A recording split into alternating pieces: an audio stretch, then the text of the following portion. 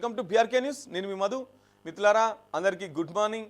ఇక మనం ఫస్ట్ ఎడిషన్లోకి వెళ్ళిపోదాం. ఏ వార్తాపత్రిక ఎటువంటి విషయాల్ని తెరమీనికి తీసుకొచ్చిందనేది మనం ఒకసారి చూసుకుందాం. ముందుగా దిశాపత్రికను చూసుకుంటున్నట్లయితే ఖమేనీ హతం, ఇరాన్ సుప్రీం లీడర్ను హతమార్చినటువంటి అమెరికా తర్వాత ఇజ్రాయెల్ సైన్యం, ఆయన కుటుంబ సభ్యులు, ఆ దేశ రక్షణ మంత్రి, ఆర్మీ చీఫ్ సైతం మృతి. తాత్కాలిక సుప్రీం లీడర్గా అరాఫీ, ఇరాన్ దాడులతో గల్ఫ్ దేశాలకు ఉక్కిరిబిక్కిరి. ఇక ఖమేనీ హతం, ఇరాన్ సుప్రీం లీడర్ని హతమార్చినట్టుగా అమెరికా తర్వాత ఇజ్రాయెల్ సైన్యం. ఖమేనీ ఖతం అని చెప్పేసి ఒక వార్త. ఇరాన్ సుప్రీం లీడర్ ఆయన అయాతొల్లా అలీ ఖమేనీని అమెరికా, ఇజ్రాయెల్ దళాలు హతమార్చాయి. ఇరాన్ రాజధాని టెహ్రానీలో ఖమేనీ నివాసం ఉంటున్న భవనాలపై బాంబుల వర్షం కురిపించాయి. ఈ దాడుల్లో ఖమేనీ సహా ఆయన కూతురు, అల్లుడు, మనవడు సైతం చనిపోయారు. మిలిటరీ అధినేతలతో ఖమేనీ సమావేశమయ్యే సందర్భంలో ఈ దాడులు చేయడంపై ముఖ్యమైన నాయకులు మరణించారు. ఇరాన్ రక్షణ మంత్రి general Aziz Nasirzadeh, Iran chief of army staff general Abdul Rahim ముసావీలు కూడా ఇదే దాడిలో హతమయ్యారు. ఇరాన్ సెక్యూరిటీలో adviser Ali Shamkhani, revolutionary guards chief general Mohammad పాక్పోర్లు అమెరికా, ఇజ్రాయెల్ దాడిలో మరణించినట్టు ఇరాన్ జ్యుడిషియల్ బాడీ ధృవీకరించింది. అలాగే ఇరాన్ న్యూక్లియర్ కూడా తప్పనిసరి. సిఐఏ ఖమేనీ హత్యపై భారత్లో నిరసనలు. ఖమేనీ ఎవరైతే ఉన్నారో ఇరాన్ లీడర్, ఇరాన్ ప్రెసిడెంట్ ఎవరైతే ఖమేనీ ఉన్నారో ఆయన నిన్న వాళ్ళ ఇంటిపైన ఈ అమెరికా అలాగే ఇజ్రాయెల్ సైన్యాలు దాడులు చేస్తే ఆయనే వాళ్ళ మనవరాలు వీళ్ళంతా కూడా చనిపోయినట్టుగా తెలుస్తుంది. అలాగే ఆ దేశ రక్షణ మంత్రి కూడా చనిపోయినట్టుగా తెలుస్తుంది. సో ఈ దాడిని ఖండిస్తూ భారతదేశ వ్యాప్తంగా అలాగే ఇట్లా నిరసనలు కూడా కొనసాగుతూ ఉన్నాయి.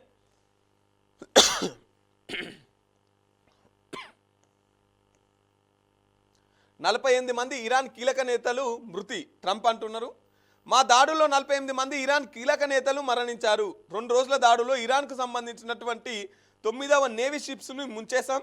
మిగతా యుద్ధ నౌకాలను వదిలిపెట్టబోం.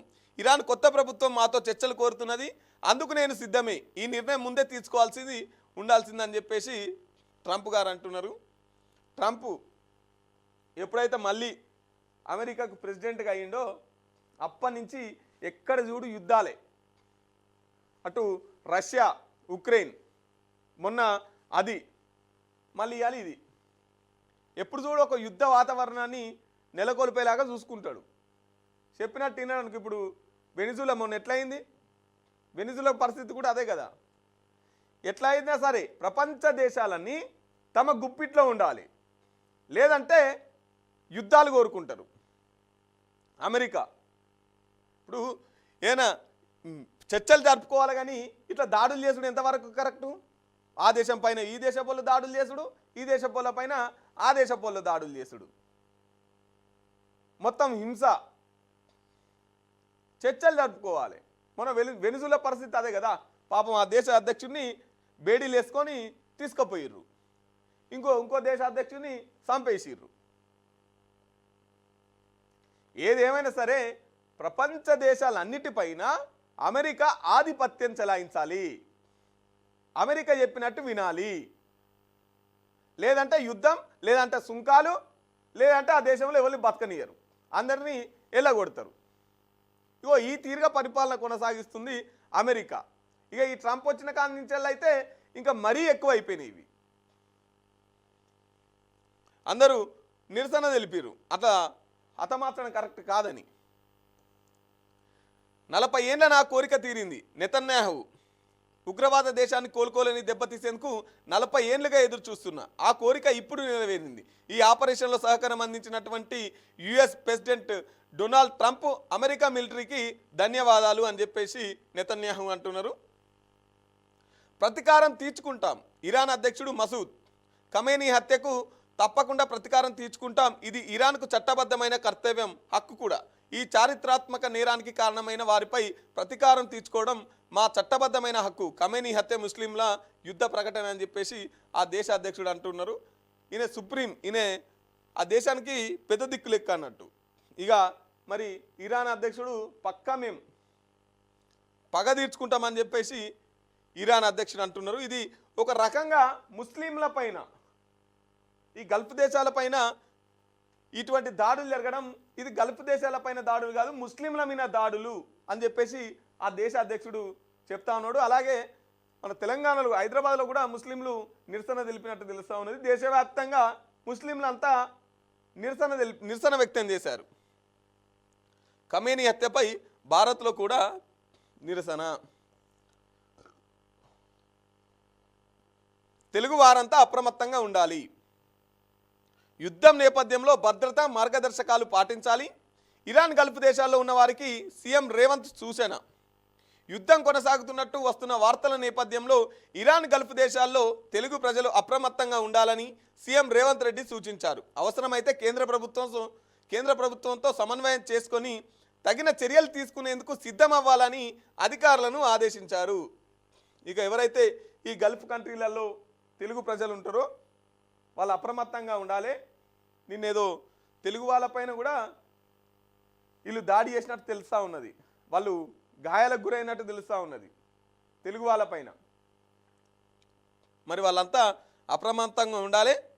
అవసరమైతే పిఎం కేంద్ర ప్రభుత్వంతో మాట్లాడి, ప్రధానమంత్రితో కూడా మాట్లాడి వాళ్ళను రక్షణగా, వాళ్ళని సేఫ్గా ఉంచేటట్టు చూడాలని చెప్పేసి అధికారులకు ఆదేశించినట్టు తెలుస్తూ ఉన్నది.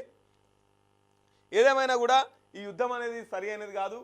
ఈ యుద్ధాన్ని కోరుకోవడం వల్ల వచ్చేది ఏం లేదు, ఆధిపత్యం చెలాయించుకోవడం తప్ప ఇంకేముండదు. ఇక లొంగిపోయిన మావోయిస్ట్ కీలక నేత వికాస్ లొంగుబాటు, ఆయనతో పాటు 14 మంది నక్సల్స్ సైతం. ఇక మావోయిస్ట్ కీలక నేత వికాస్ లొంగిపోవడం జరిగింది. ఆయనతో పాటు 14 మంది మావోయిస్టులు కూడా లొంగిపోయినట్టుగా తెలుస్తూ ఉన్నది. మావోయిస్టు పార్టీకి చెందిన కీలక నేత ముప్పిడి సాంబయ్య అలియాస్ వికాస్ ఛత్తీస్గఢ్ పోలీసుల ఎదుట లొంగిపోయారు. ఆయనతో పాటు మరో 14 మంది మావోయిస్టులు సైతం సరెండర్ అయ్యారు. ఇక ఆపరేషన్ కగార్ ఏదైతే ఉన్నదో మార్చి 31 వరకల్లా మావోయిస్టులు అనే పదం లేకుండా చేస్తాం, మావోయిస్టుల నిర్మూలన చేస్తాం అని చెప్పేసి కేంద్ర ప్రభుత్వం ఏదైతే చెప్పిందో దానికి ముందుగానే ఈ ఆపరేషన్ కగార్ ముగిసినట్టుగా తెలుస్తూ ఉన్నది. ఎందుకంటే తిప్పిరి తిరుపతి లాంటి వాళ్ళు వీళ్ళంతా కూడా 50 సంవత్సరాలు దండకారణ్యంలో సాయుధ పోరాటం చేసి ఆ పంద సరి అయింది కాదని చెప్పేసి మళ్ళీ జనజీవన స్రవంతిలో కలుస్తున్నటువంటి పరిస్థితులను మనం చూస్తూ ఉన్నాం. ఇంకా తెలంగాణ నుంచి ఒక 11 మంది మావోయిస్టులు లొంగిపోవాల్సి ఉన్నది. వాళ్ళు ఎక్కడున్నారు కూడా ఇప్పటికీ గణపతి చాడ దొరకట్లేదు. ఆ గణపతి కోసం కూడా గాలింపు చేస్తున్నట్టుగా తెలుస్తూ ఉన్నది.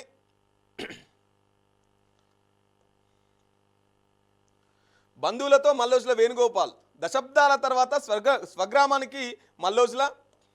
పెద్దపల్లిలో అనారోగ్యంతో ఉన్న సోదరుడికి వేణుగోపాల్ పరామర్శ.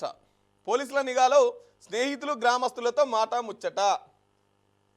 ఇక మల్లోజుల వేణుగోపాల్ మాజీ మావోయిస్ట్ తన సొంత గ్రామానికి పోయినట్టుగా తెలుస్తూ ఉన్నది. దశాబ్దాల తర్వాత వారి సొంత గ్రామానికి పోయి కుటుంబ సభ్యులు, అలాగే ఇంటి పక్కన వాళ్ళు, ఫ్రెండ్స్ వాళ్ళందరితో పోలీసుల నిఘా నీడలో మాట్లాడినట్టుగా తెలుస్తూ ఉన్నది. Fino payment bank CEO MD Rishi Gupta arrest. 840 కోట్ల GST ఎగవేత విషయంలో 14 రోజుల కస్టడీ విధించిన ఎకనామికల్ అఫెన్స్ కోర్టు. ఇక Fino payment bank CEO MD Rishi Gupta arrest అయినట్టుగా తెలుస్తూ ఉన్నది. ఎందుకంటే 840 కోట్లు GST కట్టకుంటే ఎగ్గొచ్చిండట. ఇక అందుకని 14 రోజులు కస్టడీకి తీసుకున్నారు.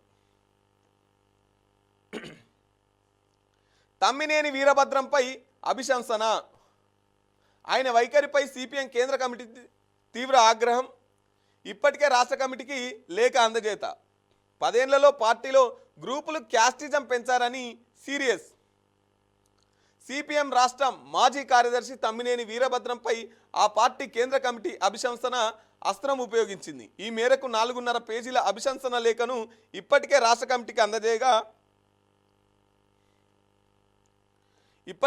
కమిటీకి అందజేయగా నేడు నిర్వహించనున్న రాష్ట్ర స్థాయి విస్తృత సమావేశంలో సభ్యులకు ఇవ్వనున్నది. 10 ఏళ్ల పాటు పార్టీలో కులతత్వం, గ్రూపిజం ప్రోత్సహించడంతో పాటు జాతీయ నాయకత్వ నిర్ణయాలను ధిక్కరించిన తమ్మినేని తీరుపై ఈ లేఖలో ఆగ్రహం వ్యక్తం చేస్తున్నట్టు తెలిసింది. ఏం చేసిరా 10 ఏళ్ల కమ్యూనిస్టులు అంటే గ్రూప్ రాజకీయాలు పెంచిర్రు, అందులో కూడా కులాన్ని పెంపొందించిర్రు. అందుకని ఆ పార్టీ కార్యదర్శినే హైకమాండ్ సెంట్రల్ కమిటీ సీరియస్ అయిందట, మాజీ కార్యదర్శి. ఇప్పుడు మన కమ్యూనిస్టులం అని చెప్పేసి మైకు పట్టుకుంటేనే కమ్యూనిజం గుర్తుకొస్తుంది. మైకు పట్టుకొని మాట్లాడేటప్పుడే వీళ్ళు కమ్యూనిస్టులు అనుకుంటారు.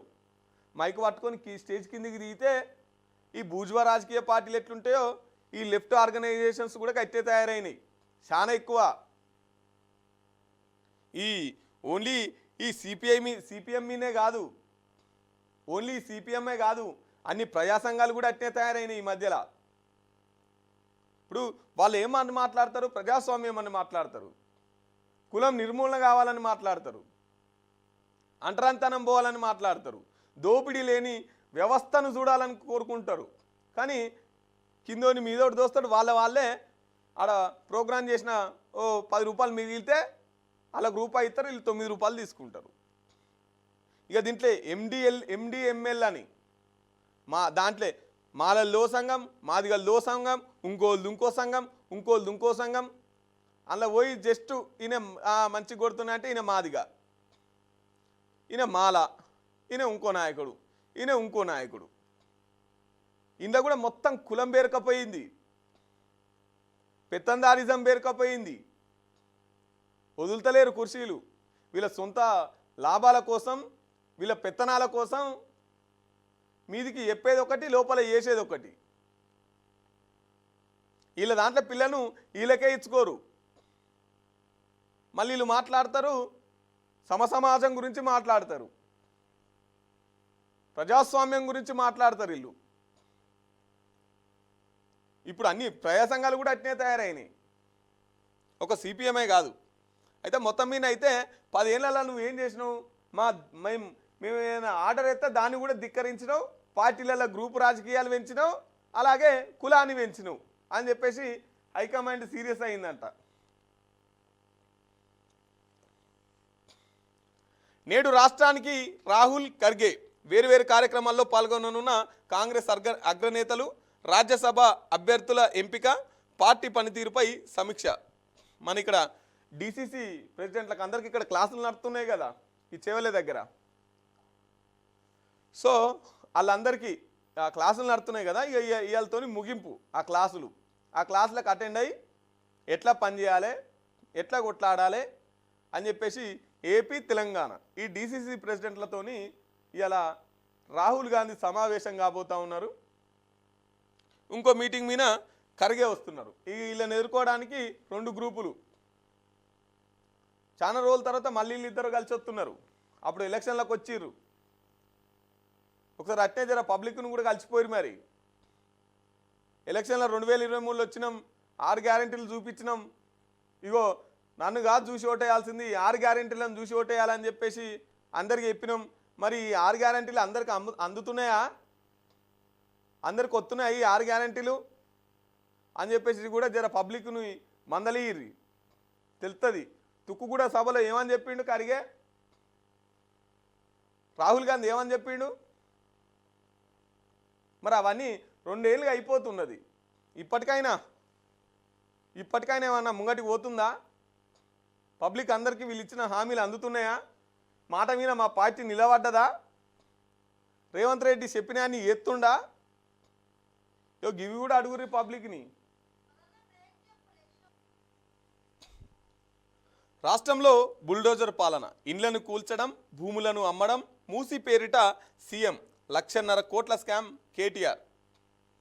ఏది మూసి పేరు మీద 1,00,000 కోట్ల స్కామ్ ఏదైతే బాధితులతో ఖమ్మం రాష్ట్రంలో జరిగినటువంటి ఈ భూదాన్ భూముల విషయం ఏదైతుందో అక్కడికి కేటీఆర్ వెళ్ళి బాధితులతోని మాట్లాడి ఆ బాధితులకు ఒక హామీ ఇచ్చిండు.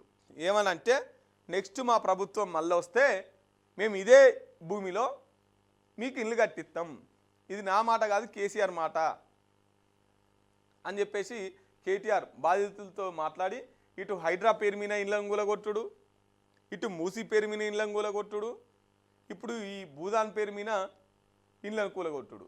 మరి 20 ఏళ్ళ నుంచి ఇండ్లు కట్టుకున్నాం, ఇది భూదాన్ భూములు అని చెప్పేసి.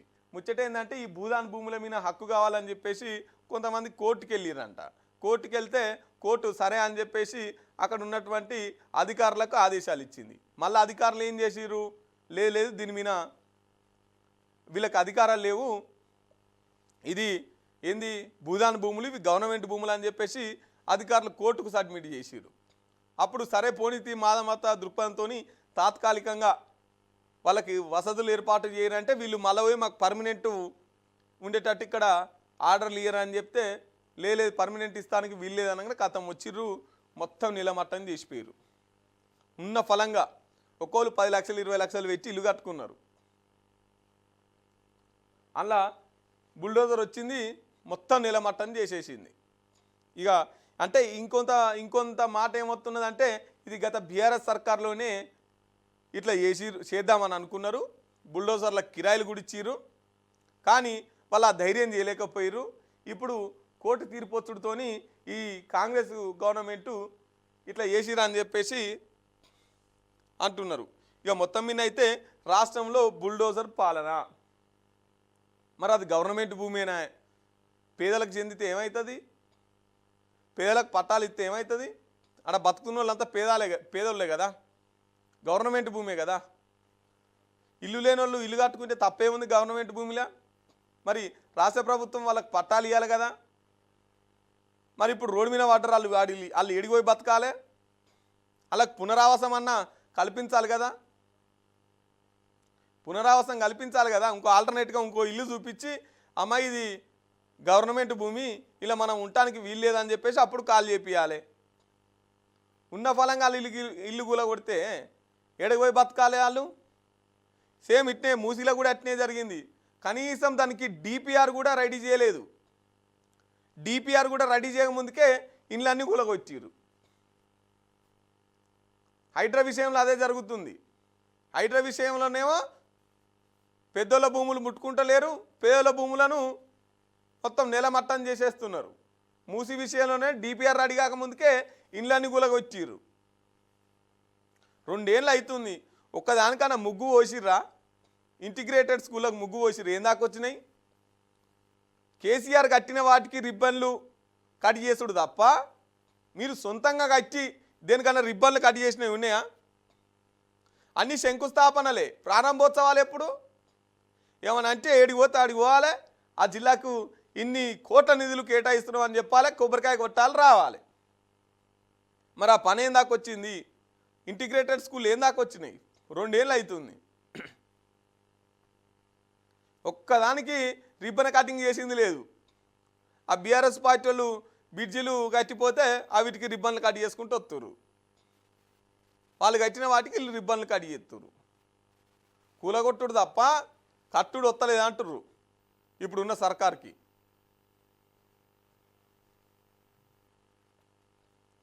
పశ్చిమాసియాలోని భారతీయుల భద్రతపై దృష్టి, ప్రధాన అధ్యక్షతన సిసిఎస్ మీటింగ్. యుద్ధంపై స్పందన, భద్రత, దౌత్యపరమైన చర్యలపై చర్చ. పశ్చిమాసియాలోని ప్రధాని మోదీ అందరితోని మీటింగ్ పెట్టినటువంటి పరిస్థితి. ఇక సెమీస్కు భారత్, వెస్టిండియాపై సూపర్ విక్టరీ, చెలరేగిన సంజు శాంసన్. T20 వరల్డ్ కప్లో భాగంగా ఆదివారం కోల్కతాలోని ఈడెన్ గార్డెన్స్ మైదానంలో వెస్టిండీస్తో జరిగిన మ్యాచ్లో టీమిండియా సూపర్ విక్టరీ సాధించింది.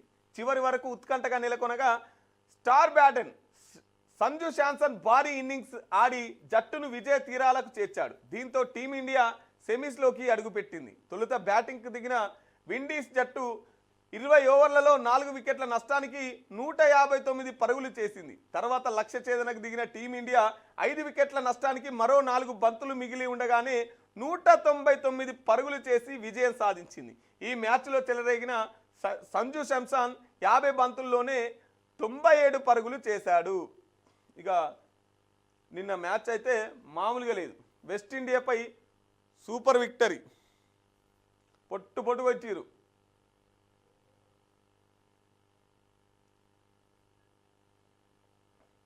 అప్పు చేసి పప్పుకూడు, ఖజానా ఉండదు, కారు మీద మోజు, ఎన్ని అప్పులున్నా ఏతులు మాత్రం తగ్గయి, అప్పుతోనే అన్ని సాధించాలంటే ఆత్మహత్య దిక్కు.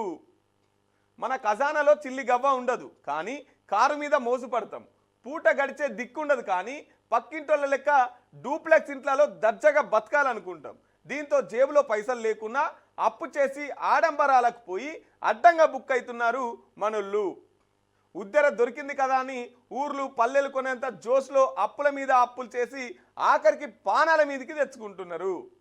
చేతికి వచ్చేది చాలి చాలని జీతమైన సోపతిగాళ్ళు చుట్టూ ముందు హోదా నిరూపించుకోవాలని చెప్పేసి ఉన్నది తాకట్టు పెట్టి మరీ తలనొప్పి కొని తెచ్చుకుంటున్నారు.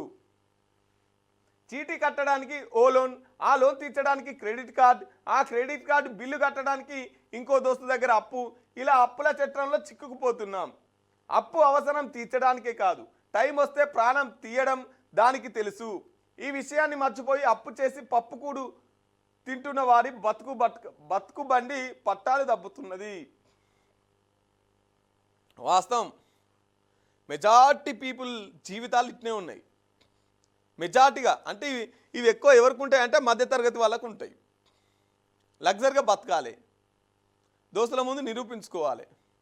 ఇప్పుడు ఆర్థిక మూలం ఎంత పెరుగుతుంటే అంత కోరికలు పెరుగుతుంటాయి. ఈ ఆర్థిక మూలం పెరుగుతున్న కొద్దీ అంత కోరికలు పైకి పెరుగుతుంటాయి, అంత రెట్టింపుతోని కోరికలు పెరుగుతుంటాయి. మరి ఎట్లా? ఇన్కమింగ్ తక్కువ ఉంది, అవుట్ గోయింగ్ ఎక్కువ ఉంది. కాబట్టి అదనపు అప్పు, రకరకాల అప్పులు. ఇంత ముందుకు ఏదైనా కొనాలంటే అది చిన్న వస్తువైనా పెద్ద వస్తువైనా పైసలన్నీ జమ చేసుకున్నాక, పైసలన్నీ దానికి సరిపడా పైసలు డబ్బులన్నీ మనం కూడబెట్టుకున్న తర్వాత పోయి ఆ వస్తువును కొనేటోళ్ళం. కానీ ఇప్పుడు అట్లా కాదు. నీ జేబులో రూపాయి ఉన్నా సరే, నీ జేబులో రూపాయి ఉన్నా దాన్ని డౌన్ పేమెంట్ పెట్టాలి, ఈఎంఐలో తీసుకోవాలి. ఈ ఈఎంఐ సిస్టమ్ వచ్చి అందరినీ అప్పులు లేనోడే, ఈఎంఐ లేనోడు లేడు ఈ దేశంలో. ప్రతి ఒక్కరికి ఏముంది, కోటీశ్వర్ల దగ్గరికి వెళ్ళి పూటక లేనోడు 10,000 ఫోన్ తీసుకున్నాను కూడా ఈఎంఐ ఉంది. ఈఎంఐ లేనోడు ఈ దేశంలో లేడు. అగో అట్లా ప్రజలకు ఆశ చూపిస్తారు, ఆశ చూపించి ఆశ వైపు తీసుకుపోతారు. తీసుకుపోయినప్పుడు మరి పైసలు ఉండే కదా, నీకు పైసలు లేకపోతే ఉన్నప్పుడు కట్టు, ఫస్ట్ వస్తువునైతే వాడు, నీకు పైసలు ఎప్పుడుంటే అప్పుడు మేము తీసుకుంటాం. ఇట్లా ఈఎంఐ పద్ధతి వచ్చింది. ఈ పద్ధతి వచ్చిన తర్వాత మొత్తం అప్పులే, ప్రతి ఓళ్ళకి అప్పులే. మన ఎవరు జయరాజు మంచి పాట ఉంటుంది, మనిషి ఎట్లా బతుకుతాడు అనేది. మనసా నిన్ను నిప్పుతో కడగనా, మనసా మనసా కన్నీళ్లతో నిన్ను మార్చనా, మనసా మనసా నీ మర్మమేందో ఎరగనైతి మనసా. మంచి పాట ఉంటుంది, మనిషి ఎట్లా బతుకుతాడు అనేది. ప్రతి నెల 1000 కోట్లు పెన్షన్ల బకాయిలు చెల్లించేందుకు సర్కార్ కసరత్తు, ఏప్రిల్ నుంచి అమలు చేయాలని యోచన. మొత్తం బాకీ సొమ్ము 11,000 కోట్లు. పెన్షనర్ల బకాయిల చెల్లింపు కోసం నిధులను పెంచాలని ప్రభుత్వం భావిస్తున్నది. 2026-27 ఆర్థిక సంవత్సరం మొదలయ్యి వచ్చే ఏప్రిల్ నుంచి ప్రతి నెల 1000 కోట్లకు తగ్గకుండా రిలీజ్ చేయాలని టార్గెట్గా పెట్టుకున్నట్టు తెలిసింది. ఇటీవల సీఎం రేవంత్ రెడ్డితో ఉద్యోగ సంఘాల నేతలు భేటీ అయ్యారు. ఆ సమావేశంలో పెన్షన్ల బకాయిల చెల్లింపు అంశం ప్రస్తావనకు వచ్చినట్టు సమాచారం. దీంతో నిధుల కొరత ప్రభుత్వాన్ని వెంటాడుతున్న పెన్షనర్లకు న్యాయం చేస్తామని, అందుకోసం ప్రతి నెల అదనపు నిధులను రిలీజ్ చేస్తామని సీఎం హామీ ఇచ్చినట్టు తెలిసింది. పేరుకుపోతున్న బకాయిలు, పెన్షనర్ల బకాయిలను చెల్లించేందుకు ప్రతి నెల 700 కోట్లకు తగ్గకుండా ప్రభుత్వం నిధులు విడుదల చేస్తున్నది. కానీ ప్రతి నెల సుమారు 400 మంది ఎంప్లాయీస్ రిటైర్మెంట్ అవుతున్నారు. ఒక్కొక్కరికి సగటున ₹1 కోటి వరకు ఇవ్వాల్సి ఉంటుంది. దీంట్లో మళ్ళీ 300 కోట్ల వరకు పెండింగ్ పడుతున్నట్టు సమాచారం. ఇప్పటి వరకు సుమారు 11,000 కోట్ల పెండింగ్ ఉన్నట్టు తెలిసింది.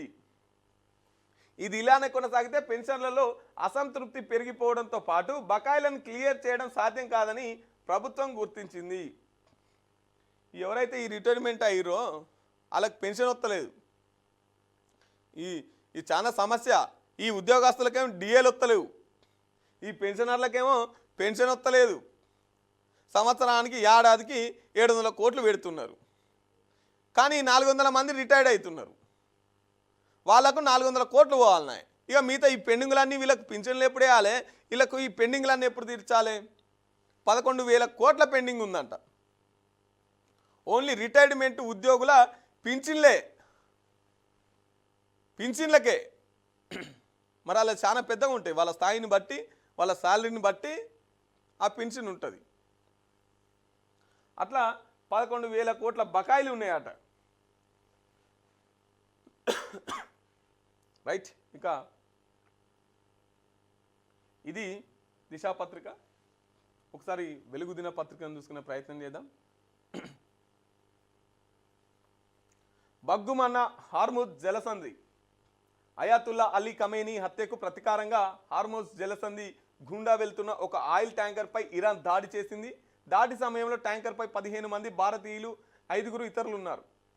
విషయం తెలిసి ఒమాన్ ఆర్మీ ట్యాంకర్ సిబ్బందిని సురక్షితంగా తీరం చేర్చింది. భారతీయులకు కూడా పాపం మరి మనలు పోయి అక్కడ బతకవట్టే. ఎయిర్పోర్టుల్లో నిరీక్షణ. పశ్చిమాసియాలోని ఉద్రిక్తతలు, గగనతల ఆంక్షల నేపథ్యంలో ఇంటర్నేషనల్ ఫ్లైట్లను రద్దు చేశారు. దీంతో దేశంలోని పలు నగరాల్లో వేల సంఖ్యలో ప్రయాణికులు ఎయిర్పోర్టుల్లో చిక్కుకున్నారు. ఏం చేయాలో తెలుస్తలేదని వారు ఆవేదన వ్యక్తం చేస్తున్నారు. పుసుకున్న మళ్ళా ఆ ఏరోప్లేన్ల మీద ఏడ దాడి చేస్తారు, అక్కడ ఏడ ప్రమాదానికి గురవుతారు అని చెప్పేసి ఇంటర్నేషనల్ ఎయిర్పోర్ట్లు అన్నిటినీ బంద్ చేసిరు. ఇక మళ్ళీ బయటికి పోయేటోళ్ళంతా విమానాశ్రయాలలో పడిగాపులుగా వస్తున్నారు.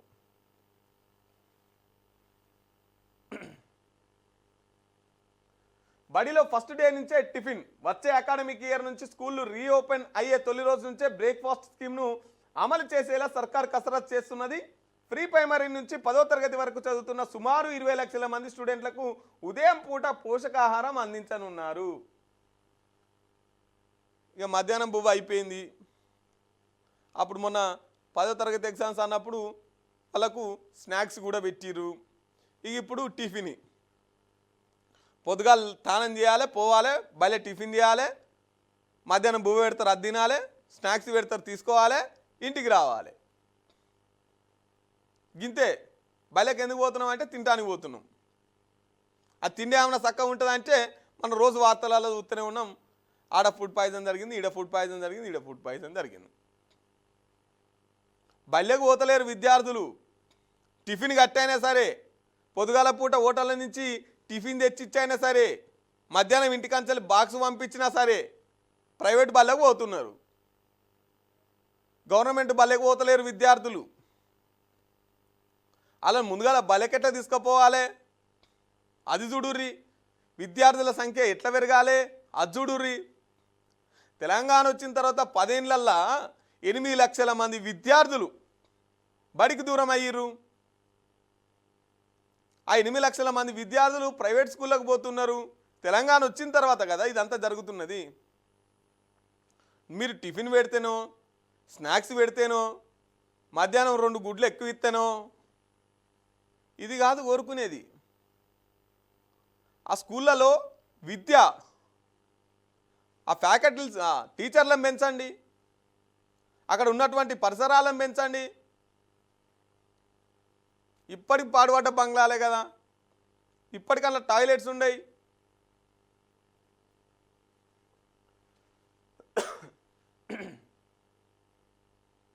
నేడు వికారాబాద్కు రాహుల్ గాంధీ. ఏపీ తెలంగాణ ముఖ్య నేతలతో సమావేశం. యూత్ కాంగ్రెస్ నేత నరసింహ యాదవ్ కుటుంబానికి పరామర్శ. లొంగిపోయిన మాజీ మావోయిస్టులతో భేటీ అయ్యే ఛాన్స్. శిక్షణ తీసుకుంటున్న డీసీసీ అధ్యక్షులకు దిశానిర్దేశం. ఇక లొంగిపోయిన మావోయిస్టులను కూడా కలిసే ఛాన్స్ ఉందట, వాళ్ళతో మాట్లాడే ఛాన్స్ ఉందట. మొన్న 4 లొంగిపోయారుగా, వాళ్ళని కలిసే ఛాన్స్ ఉందని చెప్పేసి అంటున్నారు. దీని మీద అయితే ఇంకా స్పష్టత లేదు.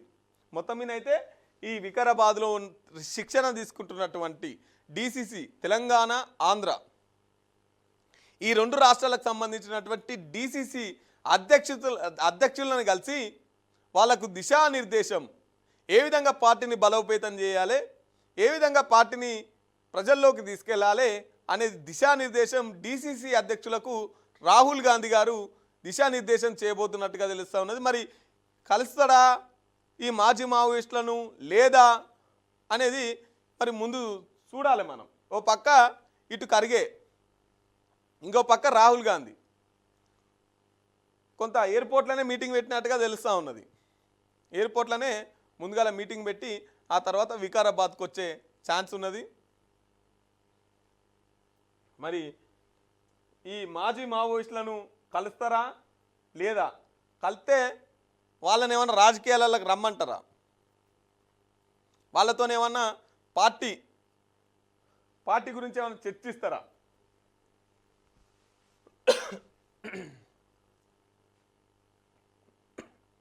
గన్ పౌడర్ ఫ్యాక్టరీలో భారీ పేలుడు, 17 మంది మృతి, 18 మందికి తీవ్ర గాయాలు. మహారాష్ట్రలోని నాగపూర్ జిల్లాలో ఘోరం. ప్యాకింగ్ యూనిట్లో 35 మంది పనిచేస్తుండగా బ్లాస్ట్. గన్ పౌడర్ ఫ్యాక్టరీలో భారీ పేలుడంట, 17 మంది మృతి, 18 మందికి తీవ్ర గాయాలు.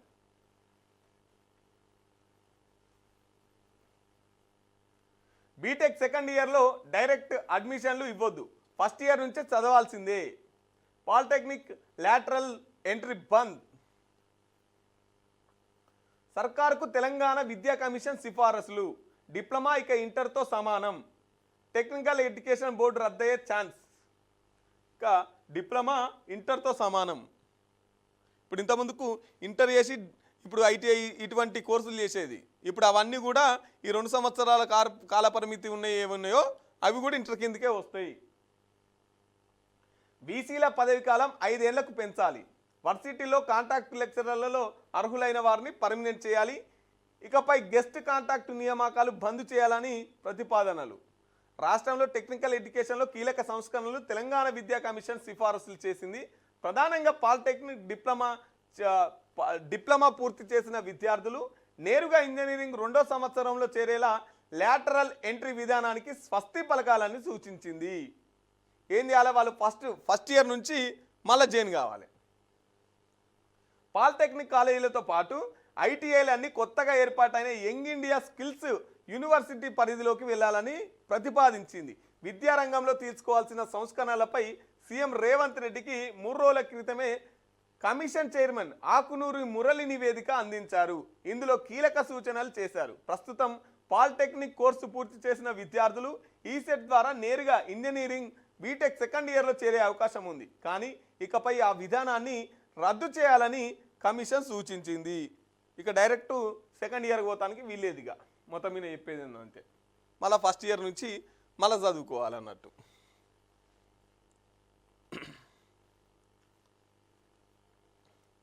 దర్జాగా సెమీస్కు వెస్టిండీస్పై ఇండియా గ్రాండ్ విక్టరీ. సూపర్ 8 చివర్లో మ్యాచ్లో దంచి కొట్టిన సంజు శాంసన్. T20 వరల్డ్ కప్లో టీమిండియా విజయవేరి మోగించింది. చావో రేవో తేల్చుకోవాల్సిన సూపర్ 8 ఆఖరి పోరులో 5 వికెట్ల తేడాతో వెస్టిండీస్ని చిత్తు చేసి దర్జాగా సెమీఫైనల్లో అడుగుపెట్టింది. ముచ్చటగా 3వసారి కప్పు గెలిచేందుకు 2 అడుగుల దూరంలో నిలిచింది. తన సత్తాపై వస్తున్న విమర్శలకు చెక్ పెడుతూ ఓపెనర్ సంజు శాంసన్ 50 బాల్స్లో 12 ఫోర్లు 4 సిక్సర్లతో 97 నాట్అవుట్గా ఉన్నారు. క్వార్టర్ ఫైనల్ లాంటి కీలక పోరులో విండీస్ బౌలర్లపై విరుచుకుపడ్డాడు. అతనికి హైదరాబాద్ కుర్రాడు Tilak Varma 27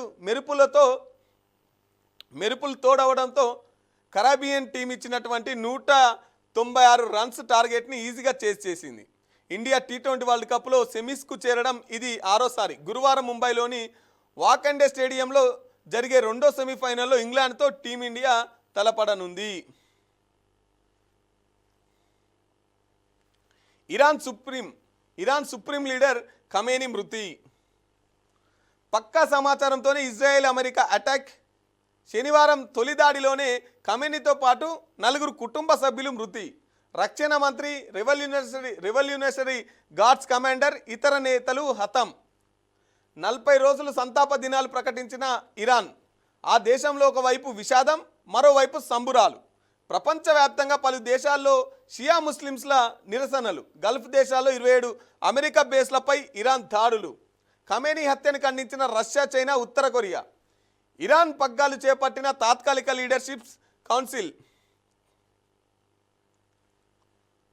America Israel missile దాడుల్లో Iran supreme leader Ayatollah Ali Khamenei మరణించారు. శనివారం తెల్లవారుజామున అమెరికా ఇజ్రాయెల్ జరిపిన తొలి దాడిలోనే టెహ్రాన్లోని తన కార్యాలయంలో 85 ఏళ్ల ఖమేనీ చనిపోయారు. ఖమేనీ మరణ వార్తను ముందుగా అమెరికా ప్రెసిడెంట్ డొనాల్డ్ ట్రంప్ ప్రకటించారు. చరిత్రలోనే అత్యంత దుర్మార్గపు వ్యక్తులతో ఒకరు మరణించారని, ఇరాన్ ప్రజలు దేశాన్ని చేజిక్కించుకోవాలని పిలుపునిచ్చారు. ఆ తర్వాత ఇరాన్ అధికారిక మీడియా సంస్థ IRBI కూడా ఖమేనీ మృతిని ధృవీకరించింది. ఇరాన్ సుప్రీం లీడర్ అమరత్వం పొందారని ఆదివారం ఉదయం ప్రకటించింది. గల్ఫ్ దేశాల్లో 27 అమెరికా బేస్లపై ఇరాన్ దాడులు చేసినట్టుగా తెలుస్తూ ఉంది. మొత్తం మీద అయితే ఇరాన్ సుప్రీం ఖమేనీ హత్య కావాలనే టార్గెట్ పెట్టే, కావాలనే పక్క పథకంతోనే చేశారన్నట్టుగా తెలుస్తూ ఉన్నది. ట్రంప్ మాట్లాడుతున్నారు. చరిత్రలోనే అత్యంత దుర్మార్గపు వ్యక్తులలో ఒకడైన ఖమేనీ మరణించాడు. ఇది కేవలం ఇరాన్ ప్రజలకే కాకుండా గొప్పవారైన అమెరికన్లకు ఖమేనీ అలాగే అని రక్త పిపాసి రౌడీ మూకల చేత హత్యకు లేదా అంగవైకల్యానికి గురైన ప్రపంచ దేశాల ప్రజలందరికీ దక్కిన న్యాయం. అతను మా నిఘా వర్గాల నుంచి అత్యంత అధునాతన ట్రాకింగ్ వ్యవస్థల నుంచి తప్పించుకోలేకపోయాడు. అలాగే దాడులో ఇప్పటి వరకు 48 మంది ఇరాన్ నాయకులను తుదిముట్టించాం. ఇరాన్ ప్రజలు తమ దేశాన్ని దక్కించుకోవాలని లభించినటువంటి ఏకైక గొప్ప అవకాశం ఇది. మా సైనిక చర్యలాగా వేగంగా ముందుకు దూసుకుపోతున్నది. ఇరాన్ బలగాలు దీన్ని ఆలస్యం చేస్తే వారికి మరణమే మిగులుతున్నది. శాంతిని నెలకొల్పే మా లక్ష్యం నెరవేరేదాకా ఈ దాడులను కొనసాగిస్తామని చెప్పేసి ట్రంప్ అంటున్నారు. కాల్పుల్లో 12 మంది మృతి, 30 మందికి పైగా గాయాలు. దేవుడి మాన్యాలకు డిజిటల్ కంచె, భూములకు జియో ట్యాగింగ్ చేసి హద్దులు నిర్ణయం. దేవాదాయ భూముల సమగ్ర సర్వేకు ప్రభుత్వ శ్రీకారం. అనంత టెక్నాలజీస్తో ఒప్పందం. తొలి విడతలో 40,000 ఎకరాల్లో సర్వే. దేవాదాయ శాఖకు 87,000 ఎకరాలు, ఇతర రాష్ట్రాల్లో 6,000 ఎకరాలు. ఇందులో 20,124 ఎకరాలు కబ్జా. సర్వేతో ఆక్రమణలకు చెక్కుపడే ఛాన్స్. ఏళ్ల నుంచి ఆక్రమణకు గురవుతున్న ఆలయ భూములను కాపాడేందుకు దేవాదాయ శాఖ కసరత్తు మొదలెట్టింది. అత్యాధునిక సాంకేతికతో ఆలయ భూములను సర్వే చేసేందుకు సిద్ధమైన ఈ మెగా సర్వే బాధ్యతలను ప్రముఖ సంస్థ అనంత టెక్నాలజీస్కు అప్పగిస్తూ రాష్ట్ర ప్రభుత్వం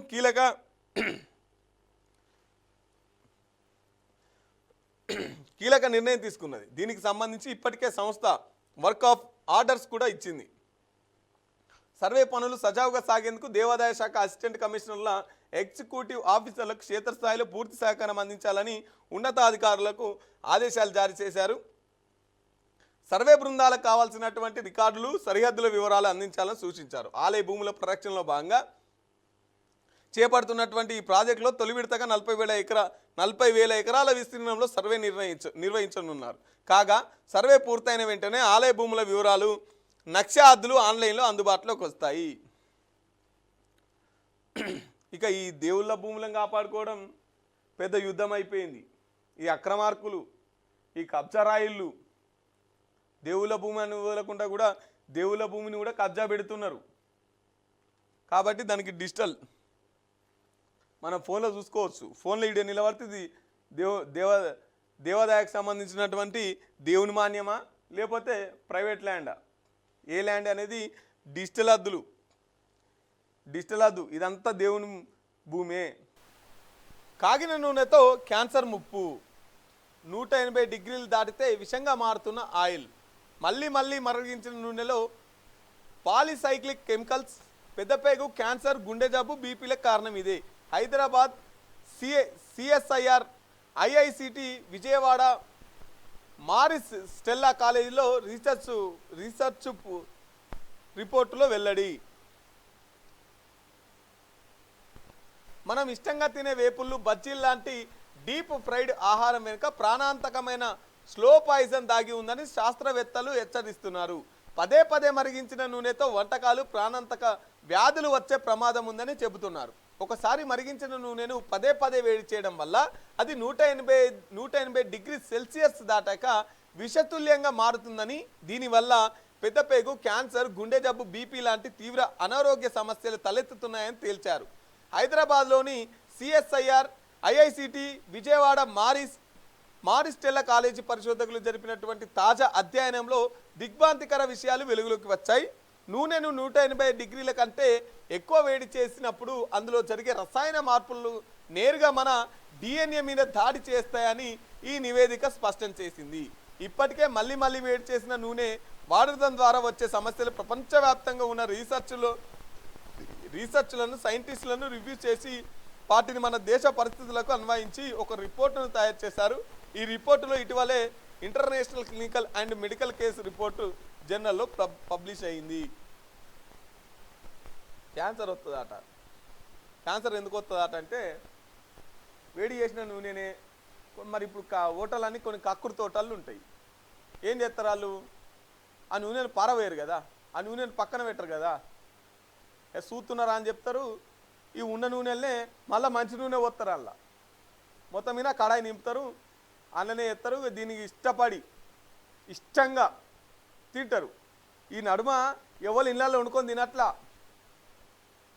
ఏంది వీకెండ్ అని, ఆ ఎండ్ అని, ఈ ఎండ్ అని, స్నాక్స్ అని రోడ్డు మీదకి వెళ్ళి అడమైన గడ్డి అంతా తింటున్నారు. ఆ గడ్డి తిని రోగాల పాలవుతున్నారు, మళ్ళీ దవాఖానలకు కురుకుతున్నారు. ఇంతకుముందుకు మంచిగా ఇంట్లో వండుకొని తినేది. కానీ ఇప్పుడు నువ్వు వండాలా అంటే నేను వండాలా, నేను వండాలా అంటే నువ్వు వండాలా. ఇద్దరేమొత్తి ఆర్డర్ పెట్టుకుందాం, ఇంటికే తెచ్చిచ్చిపోతాడు వాడు. ఇంకా వండుకున్నాడు ఎందుకు? ఇట్లా అయిపోయింది. ఇప్పుడు మొత్తం హాస్టల్స్ పెరిగిపోయినాయి. హాస్టళ్ళల్లో కూడా ఇదే. ఎవరు ఇంటికాడ వండుకొని తినట్లా. 6,000 రూపాయలు ఇస్తే హాస్టల్లోనే వండుతారు, తింటారు, పంటారు. అన్ని సౌకర్యాలు అందులోనే దొరికే. ఈ ఇంటికాడ ఎందుకుంటారు?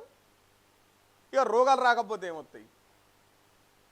మంచిగా ఇంటికాడ వండుకొని తింటే ఎటువంటి రోగాలు ఉండవు. కానీ ఈ అడమైన హోటళ్ళల్లో తింటే రోగాలు రాకపోతే ఏమొస్తాయి? ఈ ఒక ఆయిల్ వల్లనే కాదు, అంత కలితే, తినేదంతా చెత్తే. పైసలు ఇచ్చి రోగాలను కొనుక్కుంటున్నాం మనం, మళ్ళీ పైసలు ఇచ్చి రోగాలను తీసేపించుకుంటున్నాం. మరి జాగ్రత్త. ఆ నూనె చూడురు ఒకసారి. అందులో డీజిల్ పోసిర్రా, పెట్రోల్ పోసిర్రా, నూనె పోసిర్రా, దేంతో చేస్తున్నా అనేది ఒకసారి చూసి కొనుక్కోర్రి ఏమైనా తినేది ఉంటే.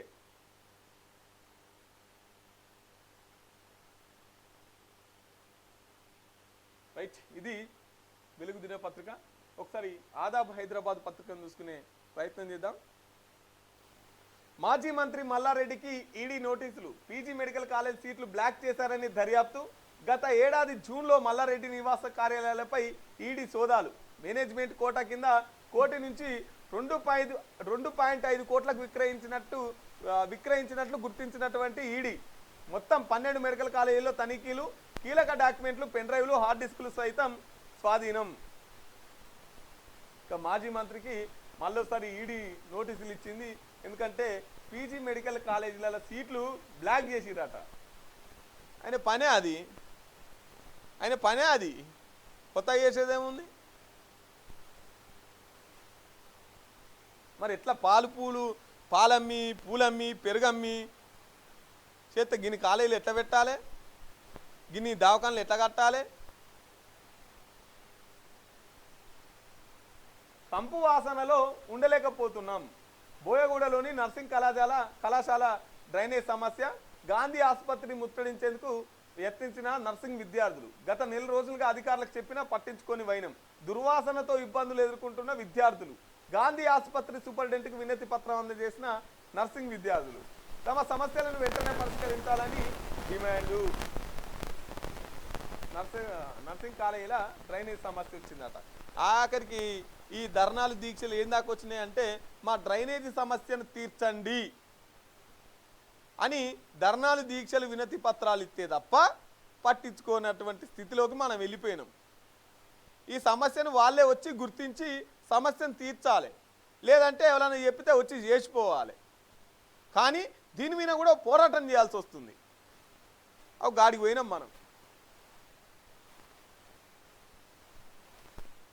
విషం చిమ్ముతున్న దివీస్, అండగా నిలుస్తున్న గులాబీ దళం. కాలుష్యంతో చౌటుప్పల్ ప్రజల అరిగోస. బీఆర్ఎస్ నేతలకు దివీస్కు ముద్దు అంబుజా వద్దు. అధికారం ఉన్నప్పుడు బెల్లం, ప్రతిపక్షంలో ఉన్నప్పుడు అల్లమా, ఇదేం పద్ధతి అంటూ ప్రశ్నిస్తున్న చౌటుప్పల్ వాసులు. దివీస్ ల్యాబ్కు 14 కోట్లతో విస్తరణ, నాడు ఫార్మా కంపెనీకి అడ్డదారిలో పర్మిషన్. నేడు అంబుజాను వ్యతిరేకించిన బీఆర్ఎస్. అంబుజా కంటే దివీస్ పొల్యూషన్ 1000 రెట్లు ఎక్స్ట్రా. ఇప్పుడు ఈ అంబుజా మొన్న ఈ భువనగిరిలో స్థలం సేకరణ ఇస్తానికి ప్రజలంతా తిరగబడ్డారు. ఇప్పుడు ఏమంటున్నారు, గులాబీ అంటే ఇక వీళ్ళే. ఆ నల్గొండలో ఉన్నది ఏకైక ఎమ్మెల్యే ఎవరంటే సారేనా, జగదీష్ రెడ్డి అయినా. మీకేమో అంబుజా వద్దు కానీ దివీస్ కావాలన్నా. అంబుజా కంటే దివీస్ 1000 రెట్లు ఎక్కువ పొల్యూషన్ ఉన్నది. మరి దివీస్ గురించి ఎందుకు మాట్లాడతలేరు? దీని గురించి కూడా మాట్లాడలే కదా. ఇప్పటికే చౌటుప్పలంటే మన ఈ మూసి ఈ నీళ్లు ఫ్లోరైడ్ అయ్యాయి. ఇప్పుడు ఇంకోటి కాలుష్యం. సీఎంకు బర్త్డే గిఫ్ట్ అట. సీఎం రేవంత్ జర్నీపై పుస్తకం. ఒకే ఒక్కడు యనుమల రేవంత్ రెడ్డి బుక్ను ఆవిష్కరించిన పిసిసి చీఫ్. విలక్షణమైన నాయకుడు రేవంత్ రెడ్డి. మహేష్ కుమార్ గౌడ్. అదైతే వాస్తవమే. విలక్షణమైన నటుడు వస్తుంది నాకు. నటుడు కాదు, నాయకుడు. నాకు నటుడు అని వచ్చింది. జైలుకు వెళ్ళడానికైనా సిద్ధమే. ఫార్ములా ఈ రేసులో కుంభకోణం జరగలేదు. పెట్టుబడులు తెచ్చినందుకు నాపిన కేసు పెడతారా? గత సర్కార్ చేసిన డెవలప్మెంట్ వీళ్లకు నచ్చట్లే. కేసీఆర్పై కక్ష కట్టి ఆనవాళ్ళను తుడిపేసే చర్యలు. BRS working president KTR sir చాలా ఓపెన్గా చాలా ఆత్రపడుతున్నాడు, చాలా తొందరపడుతున్నాడు. అబ్బా ఇంకెత్తలేరురా జైల్లో అటు పోతుండు, అదే మాట చెప్తుండు. మళ్ళీ ఇటు వస్తుండు, ఈ కుంభకోణం ఒప్పుకుంటుండు. మేమే చేసినాం ఎయిరి జైల్లో. ఇప్పుడు కాళేశ్వరం కుంభకోణం అన్నారు, ఈ ఫార్ములా అన్నారు, తర్వాత గొర్రెల స్కామ్ అన్నారు, విద్యుత్ స్కామ్ అన్నారు, ఈ ఫార్ములా రేస్ అన్నారు. ఇట్లా బొచ్చడి దవ్వుకొచ్చిర్రు. అన్నిట్ల స్కామే అన్నారు. సరే ఎన్ననన్ను ఒక దాంట్లో నన్ను ఎయిరి అని చెప్పేసి ముందుగా వచ్చి నిలబడుతున్నాడు. కానీ ఏత్తానికి అలాగ దమ్ము సరిపోవట్లే. ఈయన బాధ ఏంది? ఇప్పుడు నారా చంద్రబాబు నాయుడు జైలుకు పోయిండు, ముఖ్యమంత్రి అయ్యిండు. వైఎస్ జగన్ జైలుకు పోయిండు, ముఖ్యమంత్రి అయ్యిండు. వీళ్ళంతా జైలుకు పోయి ముఖ్యమంత్రి అయ్యారు. జైలుకు పోతే నేను కూడా ముఖ్యమంత్రి అవుతాని కేటీఆర్ గారి బాధ. ఓదికేం కవిత ఆల్రెడీ జైలుకు పోయి వచ్చింది, పక్క నేనే సీఎం అని చెప్పేసి కవితక్క తిరుగుతుంది. కాబట్టి వాళ్ళ నుంచి డైవర్షన్. నన్ను జైలేరి. ఇక రేవంత్ రెడ్డి ఏమో ఎవరిని వదిలిపెట్టమంటాడు. వదిలిపెడతానికి పట్టుకోవాలి కదా, పట్టుకోకుంటేనే వదిలిపెట్టమంటాడు.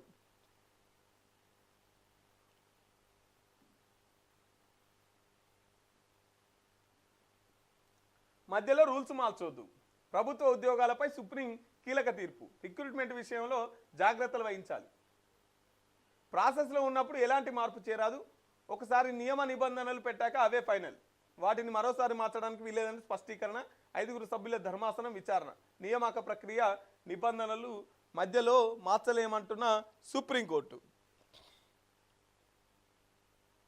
తెలంగాణ రాష్ట్రానికి రెండో ముఖ్యమంత్రి అలుపెరగని పోరాటం చేసి కాంగ్రెస్ను అధికారంలోకి తీసుకొచ్చిన అవిశ్రాంత యోధుడు, యూత్ ఐకాన్, యువ క్రేజ్ సంపాదించిన డైనమిక్ లీడర్. మంత్రిగా కూడా అనుభవం లేకున్నా మీకు గులాం అయింది సీఎం సీటు. మంత్రిగా కూడా అనుభవం లేకున్నా మీకు గులాం అయింది సీఎం సీటు. 10 ఏళ్ల నిరంకుశ పాలనను పారదోలేందుకు మీరు పడిన శ్రమయే మీ అదృష్టం. నాడు సచివాలయం లోపలికి వెళ్ళనివ్వని కాకిలే నేడు మీకు సలాం కొట్టబట్టే. పోరాడితే పోయేదేముంది, బానిస సంఖ్యలు తప్ప అన్నారు కారల్ మార్క్స్.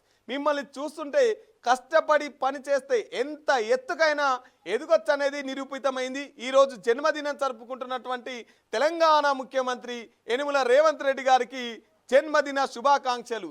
ఇలాంటి పుట్టినరోజులు మరెన్నో జరుపుకోవాలని, రాష్ట్ర ప్రజల ఆశీర్వాదాలని పొందాలని ఆకాంక్షిస్తున్నది అని చెప్పేసి బాగానే జాకిలు పెట్టారు, గట్టిగానే డప్పు కొట్టారు.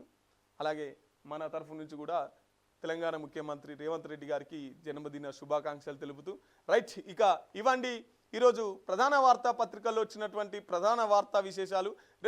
రేపొచ్చే ఫస్ట్ ఎడిషన్లో మళ్ళీ కలుసుకుందాం. అప్పటిదాకా చూస్తూనే ఉండండి బీఆర్కే న్యూస్. ఇది తెలుగోడి సత్తా. Thank you.